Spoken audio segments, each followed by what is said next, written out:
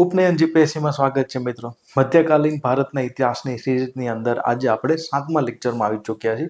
આજના લેક્ચરની અંદર આપણે બે વંશ વિશે ભણશું. એક વંશ છે સૈયદ વંશ અને બીજો વંશ છે લોધી વંશ. સમજ પડી? તો લાસ્ટ લેક્ચરની અંદર આપણે ચર્ચા કરી કે કઈ રીતના નાસુદ્દીન મહંમદ જે તુગલક વંશનો અંતિમ શાસક હતો એના સમયની અંદર શું થાય છે કે તૈમૂરનું જે આક્રમણ થાય છે એના લીધે દિલ્હીની અંદર અવ્યવસ્થા ફેલાઈ જાય છે અને એક પ્રકારે જોઈએ તો રાજનીતિક શૂન્યતા આવી જાય છે, મતલબ કે શાસક વગરની દિલ્હી થઈ જાય છે. તો આનો ફાયદો ઉઠાવીને શું થાય છે કે તૈમૂર જ્યારે પાછો આક્રમણ કરીને ચાલ્યો જાય છે ત્યારે પંજાબની અંદર એક હાકેમ એટલે કે ત્યાંનો એક ગવર્નર હોય છે, એનું નામ હોય છે ખિજર ખાન. શું નામ હોય છે? ખિજર ખાન. તો ખિજર ખાન શું કરે છે કે આનો ફાયદો ઉઠાવીને દિલ્હી ઉપર આક્રમણ કરે છે અને નાસરુદ્દીન મોહમ્મદના મૃત્યુ પછી આ ફાયદો ઉઠાવીને 1414ની અંદર સૈયદ વંશની સ્થાપના કરે છે. શેની સ્થાપના કરે છે? સૈયદ વંશની સ્થાપના કરે છે. પડી સમજ? હવે આ વંશ વિશે અત્યાર સુધી ક્યારેય સવાલો પૂછાતા નથી, કાંઈ ઇમ્પોર્ટન્ટ છે બી નહીં, કાંઈ ઉખાડીએ નથી લીધું આ કોઈએ. ઠીક છે, બસ થોડુંક આપણે સ્ટોરીમાં આવે એટલે આપણે કરાવી નાખીએ. સમજ પડી? સૈયદ વંશ વિશે બસ એટલું ધ્યાન રાખો કે એક પ્રકારે દિલ્હી સલ્તનતની અંદર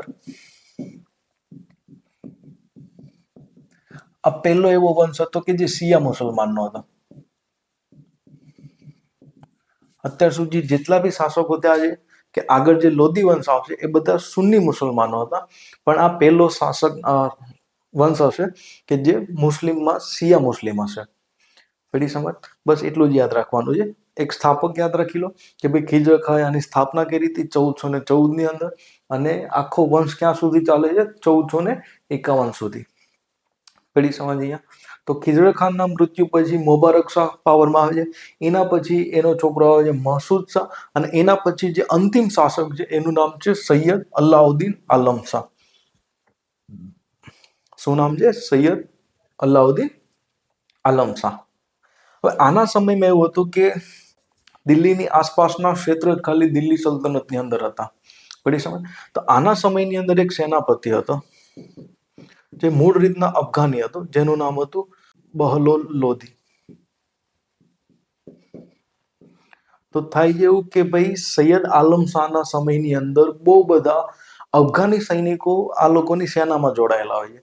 એમાં એક સેનાપતિ હોય છે, શું નામ હોય છે? બહલોલ લોધી. અને આની નિયુક્તિ અલાઉદ્દીન આલમ શાહના પિતા મોહમ્મદ શાહ આલમે કરી હોય છે. પડી સમજ? તેની સાથેનો સારો સંબંધ હોય છે. તો થાય એવું કે બહલોલ લોધી એક બહુ મોટી સેના લઈને આવે છે દિલ્હી તરફ અને અલાઉદ્દીન આલમ શાહને કહે છે કે ભાઈ માર ખાઈને વયો જાય કે એમને વયો જાય. તો થશે એવું કે અલાઉદ્દીન આલમ શાહ પોતાની ગાદીને સ્વેચ્છાએ ત્યાગ કરી દેશે. ઓબ્વિયસલી સ્વેચ્છા નહોતી આમાં. તો પોતાની ગાદીનો શું કરે છે આ ભાઈ? ત્યાગ કરી દે છે અને પોતાના કાકા સમાન, મતલબ એવું લખેલું છે કે ભાઈ તમે તો મારા પપ્પાના સારા મિત્ર હતા એટલે હું તમને ગાદી સોંપી જાઉં છું. એના લીધે શું થાય છે કે બહલોલ લોધી દિલ્હી ઉપર કરી લે છે કબજો અને આલમ શાહને જીવતો છોડી દેશે ઓબ્વિયસલી. તો એને બદાયુન નામની જે જગ્યા છે આજના યુપીની અંદર, એ ક્ષેત્રો ખાલી એને મળે છે અને આગળ જતા એ 1480 આજુબાજુ એનું કઈ મૃત્યુ થાય છે. ખેર આપણે યાદ નથી રાખવાનું. પડી સમજ? તો 1451માં શું થાય છે કે અંતિમ શાસક અલાઉદ્દીન આલમ શાહને હટાવીને બહલોલ લોધી સત્તા ઉપર કબજો કરે છે અને કયો વંશની સ્થાપના થઈ છે? લોધી વંશની સ્થાપના થઈ છે. પડી સમજ? તો સૈયદ વંશ વિશે આપણે એટલું જ જાણવાનું છે, આનાથી વધુ જાણવાનું કોઈ જરૂર નથી આપણે. તો લોધી વંશની વાત કરીએ તો લોધી વંશની અંદર મહત્વના 3 શાસકો થયા છે જેની સ્થાપના થઈ હતી 1451 થી લઈને 1526 સુધી. હવે લોધી એક જાતિ હતી, મૂળ રીતના બધા કેવા હતા? અફઘાન હતા. કેવા હતા? અફઘાન. અફઘાનિસ્તાન ત્યાં બધા ભારતીય સેનાની અંદર જોડાણા હતા. એ સમયમાં જે દિલ્હી સલ્તનતની જે સેના હતી એમાં બધા જોડાણા હતા. સમજ પડી? બીજું કે લોધી વંશ જે વાત કરીએ તો લોધી જાતિની, તો લોધી જાતિ એક પ્રકારે વ્યાપારી જાતિ હતી. કેવી જાતિ હતી? વ્યાપારી. ભારતમાં મોસ્ટ ઓફલી વ્યાપાર કરવા આવતા, પણ એમાંના અમુક લોકો સૈન્ય કાર્ય સાથે પણ જોડાયેલા હતા. એમાં એક હતો આ બહલોલ લોધી. પડી સમજ? તો બહલોલ લોધી યા બહલુલ લોધી, તે ગુજરાતીની આપણી ગ્રંથિમાં બોર્ડની અંદર બુહલુલ લોધી લખવો છે. તે હિન્દી કોઈ પણ ગ્રંથ સાહિત્ય વાંચો તો એમાં બહલોલ લખવો હશે. ઓબ્વિયસલી ઇંગ્લિશમાં બહલોલ પ્રોનાઉન્સ થશે. સમજ પડી? તો બહલોલ લોધી 1451માં સ્થાપના કરશે અને 1489 સુધી એનું શાસન રહેશે. હવે આની વિશે આપને માહિતી એક અફઘાન લેખક છે, એનું નામ છે અબ્બાસ ખાન શેરવાન, મુગલના સમયની અંદર આ વ્યક્તિ આવશે. એના પુસ્તક ઉપરથી આપને લોધી વંશ વિશે ભરપૂર માહિતી મળે છે. પડી સમજ. હવે બહલોલ લોધી વિશે એવું કહેવાય છે કે એ વ્યક્તિ એકદમ ગ્રાઉન્ડ ટુ અર્થ હતો. મતલબ કે જ્યારે સત્તામાં બેસી જાય છે, મતલબ કે પાવરમાં આવી જાય છતાં પણ શું કરે છે કે સિંહાસન ઉપર ક્યારેય નહીં બેસે. એ સામાન્ય લોકોની સાથે, આ તો એના જે અમીરો હતા, મતલબ કે એના અધિકારીઓ હતા, એની જોડે એકદમ નીચે ચાદર પાથરીને સાથે બેસતો. એટલે એ એવું કહેવા માંગતું હતું કે આપણે બધા ભાઈઓ છીએ, આપણે બધા એક જ છીએ, ઠીક છે, તમારા જેવો હું જ છું, ઠીક. અને ક્યારે એવું તમને લાગે કે હું શાસનને લાયક નથી, તો મને હટાવીને એક યોગ્ય વ્યક્તિને બેસાડી દેજો. તો બહલોલ લોધી વિશે આવું બધું લખેલું છે. કોને લખેલું છે? અબ્બાસ ખાન શેરવાનીએ. પડી સમજ. આની સમયની અંદર શું થશે કે જોનપુર નામનું જે ક્ષેત્ર છે ત્યાં વિદ્રોહ થશે અને આ ભાઈ આક્રમણ કરશે અને જોનપુરને પોતાના કબજામાં લઈ લેશે અને પોતાના મોટા પુત્રને શાસન કરવા આપી દેશે. કયો ક્ષેત્ર? જોનપુર. પડી સમજ.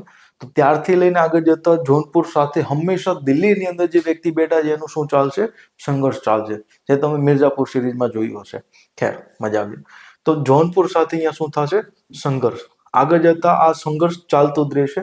અને જોનપુર એટલા માટે ઇમ્પોર્ટન્ટ છે કે આગળ જતા હું તમને એક વ્યક્તિનું નામ લઈશ, ઠીક. એનું નામ છે શેરશાહ સૂરી. સમજ પડી? તો શેરશાહ સૂરી આગળ જતા જોનપુર ને બિહારનું જે ક્ષેત્ર છે એની ઉપર કબજો કરશે. એટલે જોનપુર એક ઇમ્પોર્ટન્ટ કેન્દ્ર બનશે આગળ જતા સંઘર્ષનું. બરી સમજ. તો ખેર, બહલોલ લોધીએ બહુ વધુ કંઈ કર્યું નથી, ઠીક. આરામથી શાસન કર્યું છે. ધીરે ધીરે દિલ્હી સલ્તનતને ફરીથી મજબૂત બનાવવાનો પ્રયત્ન કર્યો હતો. પણ બહલોલ લોધીના મૃત્યુ પછી એનો જે છોકરો છે એ શાસક બને છે બીજા નંબરનો. પહેલા નંબરનો હતો એ જોનપુરમાં મોકલો હતો અને ત્યાં મરી જશે. બીજા નંબરનો જે છોકરો હતો એનું નામ હતું સિકંદર લોધી. શું નામ હતું? સિકંદર લોધી. 1489 થી લઈને 1517 સુધી સિકંદર લોધીનું શાસન ચાલતું હશે. કોનું શાસન હશે? સિકંદર લોધીનું. પડી સમજ. હવે સિકંદર લોધી વિશે એવું કહેવાય છે કે ફિરોઝ શાહ તુગલક પછી લાંબા ગાળે એક શક્તિશાળી શાસક મળે છે.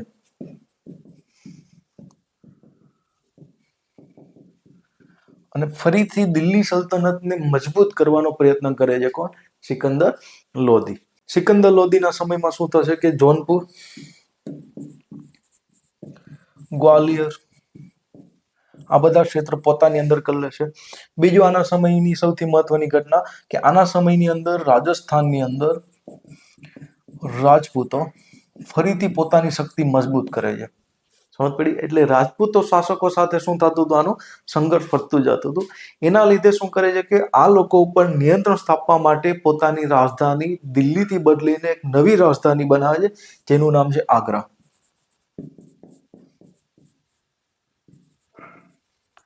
તો નવી રાજધાની એટલે કે નવું શહેર વસાવ્યું હતું 1504 આજુબાજુ. ઘડી સમજ. તો આગ્રા નામના શહેરની જે સ્થાપના કરી હતી કોણે કરી હતી? સિકંદર લોધીએ. આના સમયમાં એવું કહેવાય છે કે 1505 અંદર દિલ્હીના આસપાસના ક્ષેત્રમાં એક ભયંકર ભૂકંપ આવ્યો હતો. શું આવ્યો હતો? ભયંકર ભૂકંપ આવ્યો હતો. પડી સમજ. હવે એવું કઈ એક્ઝામમાં તમને કઈ પૂછવાના નથી, બસ ખાલી જાણકારી માટે છે. હવે સિકંદર લોધીની ધાર્મિક નીતિની ચર્ચા કરીએ તો ધાર્મિક રીતના એકદમ કટ્ટર હતો. કેવો હતો? ધાર્મિક રીતના એકદમ કટ્ટર. હવે કટ્ટર હોવાનું કારણ શું હતું? તો ઘણા બધા પુસ્તકોમાં લખ્યું છે કે એની જે માતા હતી એ હિન્દુ હતી. એના લીધે એ અફઘાન લોકોને દેખાડવા માંગતો હતો કે ભાઈ હું પણ એક ઇસ્લામનો સાચો પાલક કરતા છું, મતલબ કે હું પણ એક ઇસ્લામને ફોલો કરતા એક સાચો મુસલમાન છું. એના લીધે શું થાય છે કે પોતે કટ્ટરવાદી નીતિ અપનાવે છે, જેના લીધે ઘણા બધા જે તહેવારો છે, ખાસ કરીને જેમ કે હિન્દુઓના જે નદી કિનારે, મતલબ કે જમના યા યમુના નદી કિનારે જે લોકો સ્નાન કરતા હતા તે એની ઉપર લગાવી દે છે પ્રતિબંધ. મતલબ કે જે છઠ પૂજાની બધા તહેવાર થતા, જે લોકો સ્નાન કરતા, ઠીક છે, એ બધા ઉપર શું કરાવી દે છે? પ્રતિબંધ લગાવી દે છે. જાહેરની અંદર જે મુંડન કરાવવાનો આપણો એક સંસ્કાર છે એ બધા ઉપર શું કરે છે? પ્રતિબંધ લગાવી દે છે. બીજું કે જે શિયા મુસલમાનો દ્વારા તાજિયાની ઉજવણી થતી, ઠીક છે, એની ઉપર એ ભાઈ શું કરે છે? પ્રતિબંધ લગાવી દે છે. બીજું કે ભાઈ જે મહિલાઓ છે એ ચાહે હિન્દુ હોય કે મુસ્લિમ, એ બધી મહિલાઓને જે પીરની દરગાહ હોય છે યા તો સૂફી સંતોને ખાનકા, મતલબ કે એના જે આશ્રમ એક પ્રકારે કહી શકે, એની જે કબરો આવેલી છે, તો એ બધા ઉપર પ્રતિબંધ લગાવી દે છે. શું કરે છે? પ્રતિબંધ. તો મહિલાઓની શું કરે છે, અહીંયા એન્ટ્રી બંધ કરાવી દે છે. સંતોના મજારો ઉપર, દરગાહ ઉપર અહીંયા શું કરે છે, મહિલાઓ ઉપર પ્રતિબંધ લગાવી દે છે, મતલબ કે પ્રવેશ આપતો નથી. બીજી વસ્તુ એ છે કે આના સમયમાં એવું કહેવાય છે કે સમકાલીન વ્યક્તિ થઈ ગયા કબીર. કોણ થઈ ગયા? કબીર. અને એવું કહેવાય છે કે કબીરને મારવા માટે સિકંદર લોધીએ ઘણા પ્રયત્નો કર્યા હતા, પણ એને ક્યારેય મારી નહોતા શક્યા. ઓબ્વિયસલી કબીર વિશે તમે જાણો છો કે એ બધા ધર્મની નિંદા કરતા, ખાસ કરીને જેમાં કર્મકાંડ થતો એ બધાને શું કરતા? નિંદા કરતા. આપણે કબીર વિશે આપણે ભક્તિ આંદોલનમાં ડિટેલથી ભણશું, જ્યારે આપણે આગળ ભક્તિ આંદોલન ભણશું ત્યારે. બીજું કે ભાઈ આના સમયની અંદર જે પ્રખ્યાત જ્વાળામુખી ટેમ્પલ મંદિર હતું હિમાચલ પ્રદેશની અંદર, એને તોડાવે છે. બીજું કે મથુરાની અંદર ઘણા બધા જે મંદિરો હતા એ પણ ભાઈ શું કરે છે? તોડાવે છે. અને એવું પણ કહેવાય છે કે એકવાર એક બ્રાહ્મણને સજા કરવા માટે એવું કહે છે કે કાં તો તમે લોકો ઇસ્લામ ધર્મ સ્વીકારી લ્યો યા તો મૃત્યુ સ્વીકારો. તો ઘણા બધી સંખ્યાની અંદર બ્રાહ્મણ લોકો શું કરે છે કે મૃત્યુ સ્વીકારવાનું પસંદ કરે છે, અને આ ભાઈ નિર્દયતાથી એ બધા બ્રાહ્મણોની હત્યા કરાવે છે. પડી સમજ? તો ધાર્મિક રીતના એકદમ શું હતા? કટ્ટર હતો. હવે એના સાંસ્કૃતિક કાર્યની ચર્ચા કરી તો એવું કહેવાય છે કે ભાઈ એક સાહિત્યકાર હતા, અને ઘણા બધા જે લેખકો હતા, જે સંગીતકારો હતા, એ બધાને પોતાના દરબારમાં સંરક્ષણ આપ્યું હતું. અને ખુદ પોતે પણ એક સાહિત્યકાર હતો. પોતે ગુલરુખી નામથી કવિતાઓ લખતો. કયા નામથી? ગુલરુખ યા ગુલરુખી. ઘણી જગ્યાએ ગુલરુખ લખ્યું છે, ઘણી જગ્યાએ ગુલરુખી લખ્યું છે. તો આ નામથી શું કરતો? કવિતાઓ લખતો. પડી સમજ? તેણે સંગીત માટે એક પુસ્તક લખાવડાવ્યું હતું, એનું નામ હતું લજ્જત એ સિકંદર શાહી. લજ્જત એ સિકંદર શાહી નામનું એક પુસ્તક લખાયું હતું. શેના માટે? સંગીત માટે. પડી સમજ? એના સમયની અંદર એને જમીનની માપણી કરાવી હતી, છે આ આર્થિક કાર્ય છે, અને એને કહેવાય છે ગજે સિકંદરી.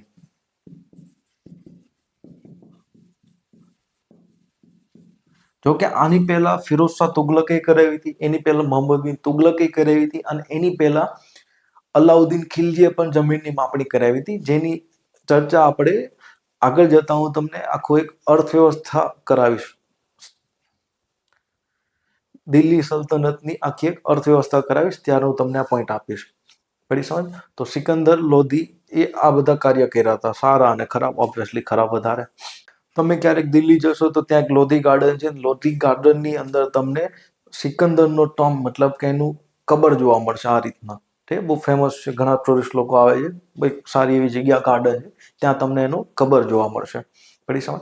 હવે સિકંદર લોધીના મૃત્યુ પછી એનો મોટો છોકરો એ સત્તામાં આવે છે, જેનું નામ હતું ઇબ્રાહિમ લોધી. શું નામ હતું? ઇબ્રાહિમ લોધી. 1517માં એ સત્તામાં આવે છે, પણ લાંબો ટાઈમ ટકી શકશે નહીં, કારણ કે એના સમયમાં એના ડેડી હતા. એના ડેડીનું નામ હતું રાણા સાંગા. શું નામ હતું? રાણા સાંગા. તો એવું કહેવાય છે કે દિલ્હી સલ્તનત જેમ જેમ નબળી થતી હતી, એમ એમ રાજપૂત શક્તિ ધીમે ધીમે વધતી જતી હતી. અને એ રાજપૂત શક્તિ વધારવાનું જે શ્રેય જાય છે એ કોને જાય છે? તો એક તો પહેલા રાણા કુંભા એવા હતા. રાણા કુંભાના જે છોકરા છે એનું નામ હતું રાણા ઉદા, અને રાણા ઉદાના જે છોકરા છે એ તો રાણા સાંગા. શું નામ હતું? રાણા સાંગા. અને રાણા સાંગા વિશે એવું કહેવાય છે કે એને યુદ્ધ એટલું બધું પ્રિય હતું કે હંમેશા યુદ્ધ કરવા માટે તૈયાર જ રહેતા. સમજ પડી? એના લીધે શું થાય છે કે એના શરીરમાં એટલા બધા ઘા વાગેલા હતા. એવું કહેવાય છે કે એની આ એક આંખની અંદર વાગેલો હતો, એના લીધે એક આંખથી જોઈ ના શકતા. બીજું કે એક યુદ્ધની અંદર એને એક હાથ કપાઈ ગયો હતો, છતાંય એક હાથે અને એક હાથે લડતા. અને ભાઈ જ્યારે લડવા જાય એટલે સામેવાળી સેના એમને માર માની લેતી. તો રાણા સાંગાએ જેટલા બી યુદ્ધ કર્યા છે, બધા યુદ્ધની અંદર એની જીત થઈ છે. એક જ યુદ્ધની અંદર એવું થાય છે કે એ યુદ્ધનો નિર્ણય નથી આવતો. યાદ રાખજો. ઠીક છે? એની આપણે આગળ ચર્ચા કરશું. તો 1518ની અંદર ખટોલીનું યુદ્ધ થાય છે. આગ્રા પાસે એક જગ્યા આવેલી છે ખટોલીનું યુદ્ધ. એની અંદર ઇબ્રાહિમ લોધીની એક સેના જાય છે, અને એની સામે કોણ હોય છે? એના પિતા રાણા સાંગા. પડી સમજ? તો રાણા સાંગા અને ઇબ્રાહિમ લોધીની સેના વચ્ચે એક ભયંકર યુદ્ધ થાય છે. એમાં ઓબ્વિયસલી ઇબ્રાહિમ લોધીની સેના એક ભૂંડી હારી જાય છે, ત્યાંથી બધા ભાગી જાય છે. પડી સમજ? તો ખટોલીનું યુદ્ધ કોના કોના વચ્ચે થયું હતું? તો રાણા સાંગા અને ઇબ્રાહિમ લોદી વચ્ચે થયું હતું. હવે ઇબ્રાહિમ લોદીના સમયમાં શું થાય છે કે એને જે અલગ અલગ અમીરો હતા, મતલબ કે જે હાકેમો હતા, અધિકારીઓ હતા, એ બધાની શક્તિ ધીરે ધીરે ઓછી કરે છે. એના લીધે ઓબ્વિયસલી શું થાય છે? વિદ્રોહ થાય છે. એમાં થાય છે એવું કે લાહોરની અંદર એનો એક હાકેમ હતો. હાકેમ એટલે ગવર્નર. એનું નામ હતું દૌલત ખા લોદી. આ એના કાકો થતા. પડી સમજ? તો ભાઈની શક્તિ ઓછી થઈ જાય, તેને મજા નહીં આવે, તો શું કરશે કે પોતાનો એક છોકરો હતો, એનું નામ હતું દિલાવર ખા. શું નામ હતું? દિલાવર ખાન. દિલાવર ખાનને ભાઈ મોકલે છે કાબુલ. ક્યાં મોકલી દે છે? કાબુલ. અને એ સમયમાં કાબુલ ઉપર કબજો કરીને એક વ્યક્તિ બેઠો હતો, એનું નામ હતું બાબર.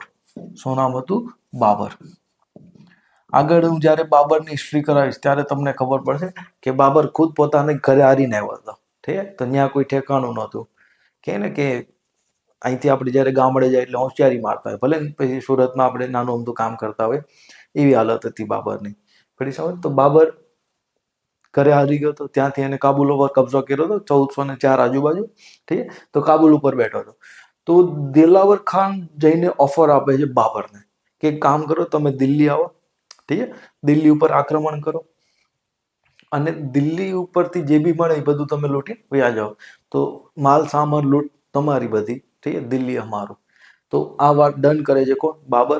અને બાબર ખુદ સેના લઈને આવે છે લાહોર બાજુ. પણ થાય છે એવું કે 1518 યા 19 ની અંદર બાબર ખુદ લાહોર ઉપર કબજો કરી લે. અને દિલાવર ખાન ને દૌલત ખાન, ઠીક છે, દૌલત ખાન મતલબ આનો બાપો, એને થોડી અમથી જગ્યા જાલંધરની આપે છે. એટલે આ ભાઈને એવું થાય છે કે આપણી સાથે શું થયો? દગો થયો. પડી સમજ? અને દૌલત ખાન એવું માનતો હતો કે ભાઈ હું શું કરીશ કે અલાઉદ્દીન યા તો આલમ ખાન, સગ્ગો કાકો હતો કોનો? ઇબ્રાહિમ લોદીનો. ઠીક છે? તો દિલાવર ખાન અને દૌલત ખાનનો પ્લાન હતો કે ભાઈ બાબર આક્રમણ કરશે તો શું કરશું કે બાબર માલ લૂંટીને વયો જશે અને ઇબ્રાહિમને હટાવીને આપણે શું કરશું કે એના કાકા અલાઉદ્દીન યા તો આલમ ખાનને સત્તા પર બેસાડી દેશું. પણ અહીંયા ગેમ થઈ ગઈ ઊંધી. પડી સમજ? તો દિલાવર ખાન અને દૌલત ખાન શું કરે છે કે બાબરને દગો આપીને ફરીથી ઇબ્રાહિમ લોદીની સાથે જોડાઈ જાય છે. અને આ વાતની જાણકારી કોને મળે છે? બાબરને. તો બાબર શું કરે છે કે અલાઉદ્દીન મતલબ કે આલમ ખાન કે જે ઇબ્રાહિમ લોદીનો સગ્ગો કાકો હતો, એને લાહોરનું ક્ષેત્ર આપી દે છે. શું કરે છે? લાહોરનું ક્ષેત્ર આપી દે છે. અને આ ભાઈ શું કરે છે કે ત્યાંથી પોતાની સેના લઈને 1525 ની અંદર દિલ્હી ઉપર આક્રમણ કરે છે. અને ભાઈની થઈ જાય છે હાર. અને ત્યાંથી પછી ગાયબ થઈ જાય છે. તો આ જાણકારી કોને મળે છે? બાબરને. તો બાબર શું કરે છે કે પોતાની એક મોટી એવી સેના લઈને આવે છે દિલ્હી તરફ. અને ઇબ્રાહિમ લોદીને ખબર હતી કે ભાઈ બાબર ત્યાંથી મોટી સેના લઈને આવે છે. તો બાબરે અહીંથી મોટી સેના લઈને ક્યાં જાય છે? એની સામે લડવા માટે. તો બંને 1526 ની અંદર સામે સામે ભેગા થઈ જાય છે. એ જગ્યાનું નામ હતું પાનીપત. કઈ જગ્યા હતી? પાનીપત. અને અહીંયા પાનીપતનું પ્રથમ યુદ્ધ થાય છે. શું થાય છે? પાનીપતનું પ્રથમ યુદ્ધ થાય છે. અને આ યુદ્ધની અંદર બાબર આરામથી જીતી જાય છે અને ઇબ્રાહિમ લોદી હારી જાય છે. શું થાય છે? ઇબ્રાહિમ લોદી હારી જાય છે. અને અહીંયા ઇબ્રાહિમ લોદી મરી જાય છે. એના લીધે શું થશે? લોદી વંશ તો ખતમ, પણ સાથે સાથે દિલ્હી સલ્તનત અહીંયા શું થાય છે? એન્ડ આવે છે. તો દિલ્હી સલ્તનતનો અંત આવીને મુઘલ સામ્રાજ્યની સ્થાપના થાય છે. અને એ સ્થાપના કોણ કરે છે? બાબર. હવે આ યુદ્ધની અંદર શું થયું હતું એની હું ડિટેલથી ચર્ચા જ્યારે હું બાબર કરાવીશ ત્યારે કરીશ. કારણ કે એ મારે કનેક્ટ કરવાનું છે બાબર સમયે. પડી સમજ? તો અહીંયા ખાલી એટલું ધ્યાન રાખો કે ઇબ્રાહિમ લોદી હારી જાય છે અને બાબરની શું થાય છે? અહીંયા જીત થાય છે પ્રથમ પાનીપતના યુદ્ધની અંદર. તો અહીં દિલ્હી સલ્તનતનો શું આવે છે? અંત આવે છે. પડી સમજ? તો નેક્સ્ટ લેક્ચરની અંદર હું તમને દિલ્હી સલ્તનતનું પ્રશાસન અને એની અર્થવ્યવસ્થા ને ટૂંકમાં હું સમજાવવાનો પ્રયત્ન કરીશ. ઠીક છે? જ્યાંથી આપણે ઘણીવાર યુપીએસસી અને જીપીએસસી ક્લાસ 1-2 ની અંદર એક્ઝામમાં સવાલો પૂછાતા હોય છે. ઠીક છે? તો મળશું આપણે નેક્સ્ટ લેક્ચર. ત્યાં સુધી જય હિન્દ.